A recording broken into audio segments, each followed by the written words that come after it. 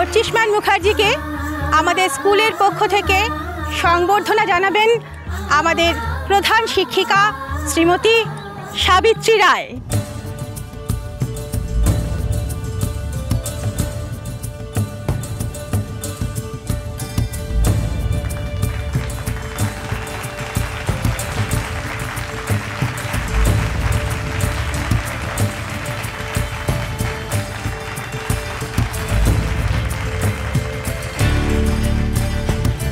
আমি অনুরোধ করব অর্চিষ্মান মুখার্জিকে কিছু বলবার জন্য।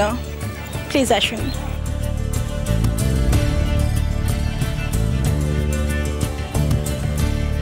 নমস্কার সকলকে।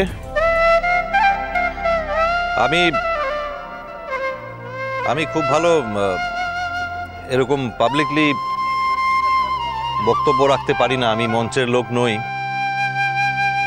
তবু আমি দুটো কথা আমার মনের বিশ্বাস থেকে বলতে চাই যে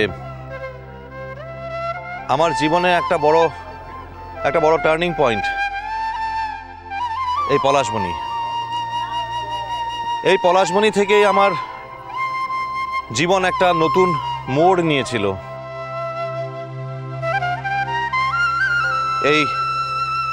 এই পলাশবনীর জন্যই আমি আবার নিজেকে নতুন করে চিনতে পারলাম।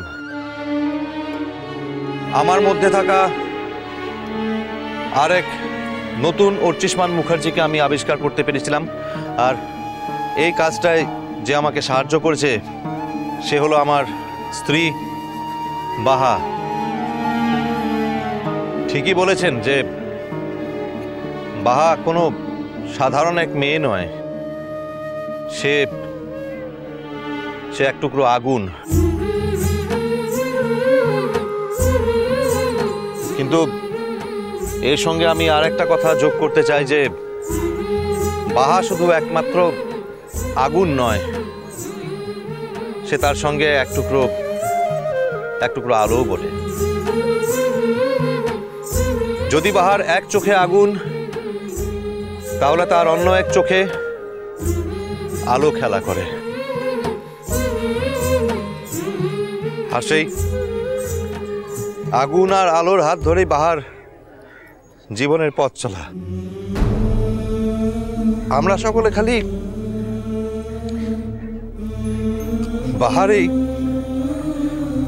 পথ চলার সঙ্গে আমি সহযাত্রী হয়ে থাকতে চাই, আর কিছু না। সে যখন পথ চলতে চলতে ক্লান্ত হয়ে পড়বে, তার হাতটা ধরে বলতে চায় যে বাহা, আমরা তোমার সঙ্গে আছি, তুমি একা নও, ওঠো আর এগিয়ে চলো। এই হলো আমার স্ত্রী বাহা। বাহা শুধু আমার স্ত্রী নয়, সে আমার জীবনের সমস্ত অপূর্ণ স্বপ্ন, যাকে নিয়ে আমি স্বপ্ন দেখি। আর বাহার আমার কাছে সবচেয়ে বড় পরিচয় শুধু আমার স্ত্রী হিসাবে নয়, সবচেয়ে বড় পরিচয় হলো বাহা এক পরিপূর্ণ মানুষ।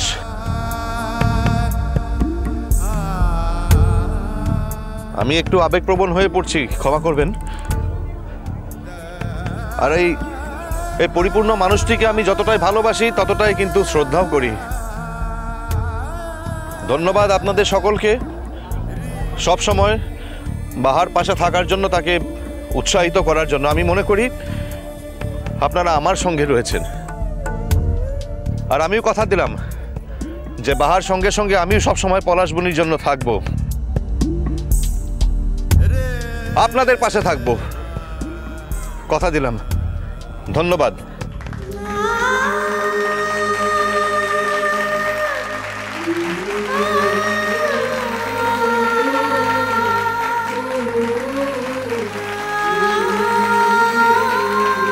শেষ হলো আমাদের আজকের অনুষ্ঠান। এ যেন এক নিটল ছোট গল্প, শেষ হয়েও শেষ হয় না। আসলে এভাবেই চলতে থাকা আর কি। ভালো থাকবেন সবাই, নমস্কার। ও আমার দেশের মাটি, তোমার পরে ঠেকাই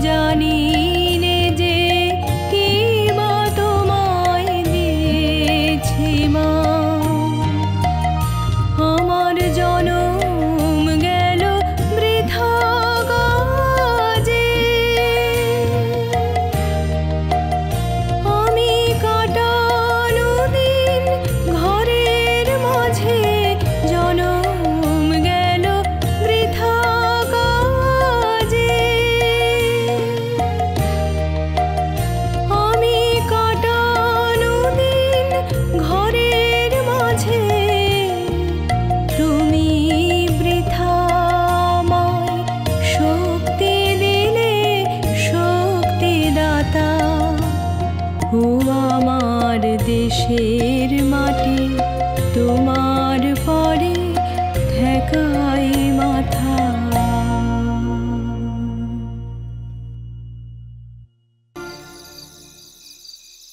প্রকাশ ছেলেটা একদম অন্যরকম বল। আমরা এত অন্ধকারে যাব বলে সাইকেল নিয়ে নিজেই রাস্তায় এত দূর চলে এলো। সেই তো, সত্যি তো, বেচারাকে আবার একা একা বাড়ি ফিরে যেতে হবে। আজকালকার দিনে এত দায়িত্ববান ছেলে দেখাই যায় না বল। শুধু শুধু আমাদের জন্য বেচারার কত ভোগান্তি হচ্ছে। আমাদের জন্য বলিস না, আমাদের মধ্যে কোনো একজনের সাথে তো তার আবার বিশেষ বন্ধুত্ব হয়ে গেছে, হয়তো তাকে ছেড়ে যেতেই মন চাইছে না। কিরে মিঠাই, কিরে এই মিঠাই, প্রকাশকে বল বাড়ি ফিরে যেতে। হ্যাঁ, আমি তো কতবার বললাম ওকে চলে যেতে, ওই তো জোর করে। ও তাই বুঝি? হ্যাঁ, আমিও তো তাই বললাম। প্রকাশের হয়তো তার সেই নতুন বন্ধুটিকে ছেড়ে যেতে একটুও মন চাইছে না, তাই তো এমন জোর করছে। কি রে, তাই না? জানি না, যা তো। শোন মিঠাই, ওরকম বলিস না। কিছু অল্প সময়ের মধ্যেই সব মানুষকে আপন করে নেওয়ার একটা অদ্ভুত শক্তি আছে জানিস সেই ছেলেটার মধ্যে। আমাদের শহরের ছেলেদেরই দেখ না, পড়াশোনায় বল, রোজগারে বল, সব কিছুতেই তারা এগিয়ে থাকতে পারে এদের থেকে। কিন্তু যদি মনের দিক থেকে এদের বিচার করিস না, তাহলে দেখবি তারা অনেক দূরে থমকে দাঁড়িয়ে আছে। কি বলিস, ঠিক বললাম তো? ও একদম ঠিকই। ওকে মিঠাই হাসছে, দেখ দেখ হাসছে। হ্যাঁ একদম।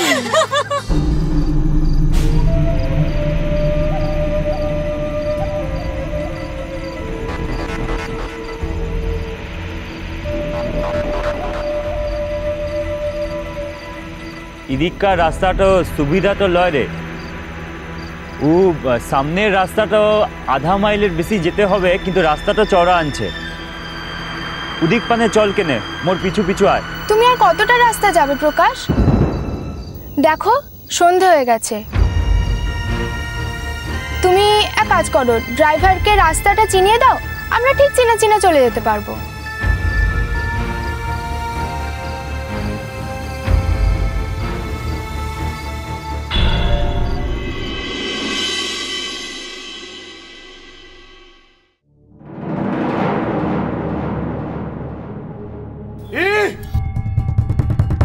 দেখছি না প্রকাশ, এই মাসে ঠিকই বলেছে। ও হাঁটতে তো পারছে না, ও হাঁটতে তো পারছে না। চল কি রে